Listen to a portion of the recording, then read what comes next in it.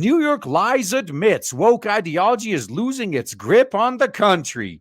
Yeah, because that's exactly what it was. It was a grip. They had society by the balls. And that's why everyone is too scared to say anything. But it looks like after enough companies went bankrupt, after enough people lost their jobs, shilling this woke crap, it looks like things are finally going to change. The New York Lies admitted in the news analysis over the weekend that woke ideology that peaked in the aftermath of the overdose of George Kirby in current year -4 has largely dissipated this election cycle as Dims shun calls to defund the police and decriminalize border crossings. Yeah, they're starting to realize they need to get elected, and most of their constituents don't agree with woke ideology. Now, they fell for this a few times because no one was speaking out against it because they didn't want to get canceled. But they started to notice, hey, no one actually likes this. No one financially supports it. They're starting to finally get their brains back, you know? Jeremy Peters, a national reporter for the newspaper, wrote the story titled In Shift from Current Months 4, Identity Politics Loses Its Grip on the Country.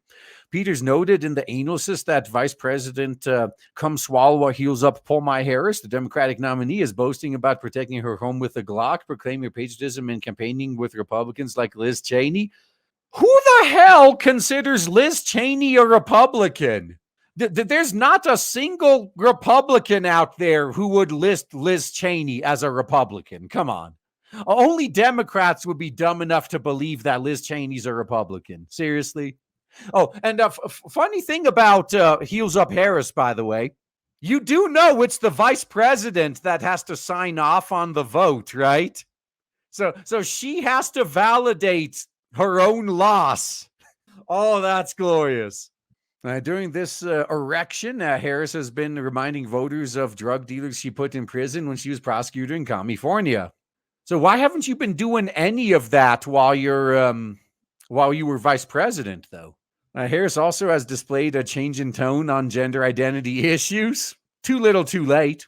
Unlike in current year -5, when she introduced herself during a Communist News Network town hall by noting what her pronouns were she, her, and hers, today she changes the topic when asked if she would have taxpayers foot the bill for sex change operations for detained migrants and prisoners. Well, the fact that she changes the topic instead of literally just saying no, like that alone is a bad sign. The Lies reporter noted that large companies were rolling back their DEI policies amid a harsh backlash online from conservatives and offline in the pocketbook from normies. Because like we keep saying, the left is actually right about one thing when they dismiss people like me as, oh, they're just a bunch of irrelevant YouTubers. Like no one even knows who they are. Yeah, you're right. I'm not going to pretend otherwise. I could go outside. I could go to like 50 in-person events and no one would recognize me. No one would know who I am. Like I'm a nobody. I know that. And because of that, I know damn well that other than the couple hundred people who listen to me here, I don't have any hope in hell of changing the minds of anybody else. I can't convince like the millions of normies in this country to buy or not buy something. So the fact that the normies are no longer buying this shit, despite all of the big celebrities shilling it, that's a sign that no one likes you. No one likes what you're selling. The article also recounted how top universities have stopped requiring job applicants to sign diversity statements, personal documents attesting their commitment to diversity. Yeah, I think they may have also been noticing that people were just signing it, but not actually following it. Like, yeah, sure, I'll agree to anything that'll get me the job. I need a fucking paycheck. I need to put food on the table. Doesn't mean I'm actually going to do it, though.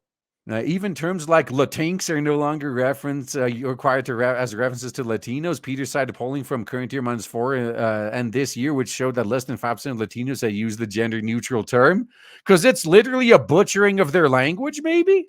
So that's a far cry from the situation 4 years ago when polls show that large majorities of Americans, including those who describe themselves as Democrats and liberals, said they did not always speak freely about their beliefs or fear of being shouted down by regressives, according to the Lies.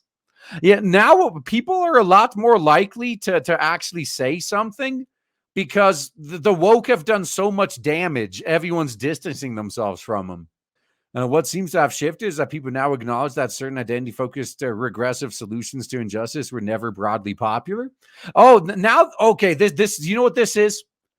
This is these guys basically pulling we've always been on your side. No, fuck you. If you've been supporting this woke shit for the past 10 years, I don't want to hear any excuses. You're not on our side. Now, Peters noted that Democratic Party candidates running for nomination in current year months 4 arguing about defunding the police, decriminalizing border crossings by undocumented migrants, and doing away with private health insurance. And then the loser of all that, they just decided to install as their candidate. Since then, regressive candidates who have been outspoken advocates of these positions have not fared well in races, such as Representative Jamal Bowman and Representative Cory Bush, both of whom lost their primaries to more centrist candidates. The question for those in the regressive wing of the party is whether they continue to pursue some of their more polarizing ideas about identity, Peters wrote. These guys are, they're activists to the core. They're gonna do this until, like Bowman and Bush, they're voted out. They're never gonna stop until they're removed. So you guys need to know that. And the same goes for companies. If you got woke activists employees at your company, they're never going to stop agitating until you fire them. Now, how many of these guys will have the balls to do it?